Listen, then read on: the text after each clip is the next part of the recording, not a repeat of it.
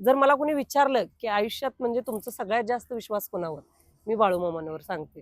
ते म्हणजे सांग भलं, सांग भलं. कुठून तरी असं म्हणजे माझ्या आईनं मला सांगितलं एक दिवशी, की एवढी लोकं आम्ही बघतोय म्हणजे खेडेगाव माझं माहेर सोलापूर तालुक्यातील मंगळवेढा सोलापूर जिल्ह्यातील मंगळवेढा तालुक्यामधील मरोडे म्हणून एक छोटंसं गाव आहे माझं. फार मोठं नाही. मग तिकडची खेडेगावातल्या लोकांना असतं ना देवाची भक्ती वगैरे, तर थोडं खूप जास्त बाळूमामांच्याकडं कल होता माझ्या आईचा वगैरे.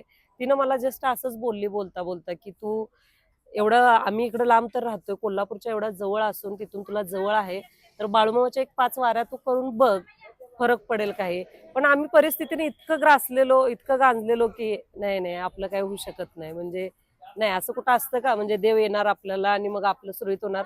चाललंय ठीक आहे, भाजी-भाकरी खातोय, ठीक आहे. पण त्यातून सुद्धा मला कुठेतरी असं वाटत होतं, की नाही आपण जाऊन येऊया एकदा. म्हणून मग बाळूमामाच्या 5 वाऱ्या करायच्या ठरवल्या. बाळूमामाच्या वाऱ्या केल्या आणि तो दिवस आहे त्यानंतरचा आज दिवस आहे. माझ्या मामांनी मला काहीच कमी पडू दिलं नाही.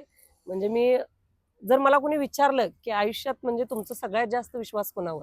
मी बाळूमामांवर सांगते. ते म्हणजे सांग भलं, सांग भलं, सांग भलं. म्हणजे तो म्हणजे शेवट आहे आयुष्यात. म्हणजे अजून मी इथं सुद्धा सांगेन कुणालाही, की हारू नका. आयुष्यात प्रयत्न करणं सोडू नका. म्हणजे एक आपल्याला हात लागतो. बऱ्याच लोकांच्या पाठीवर कुणाचाच हात नसतो, की "तू चल पुढं, आम्ही आहे." आणि आता उरलंच नाही बरं का ते. हं. कोणीही म्हणत नाही कुणाला. घरातली लोकं सुद्धा साथ देत नाहीत. बाहेरच्यांचं तर सोडूनच द्या. मी जे सांगते आम्हाला कुणाचा तर आधार मिळाला तो 15 वर्षापूर्वी आणि ती माणसं अजूनही सोबत आहेत माझ्या. तसं आता कोणीही कुणाला साथ देत नाही.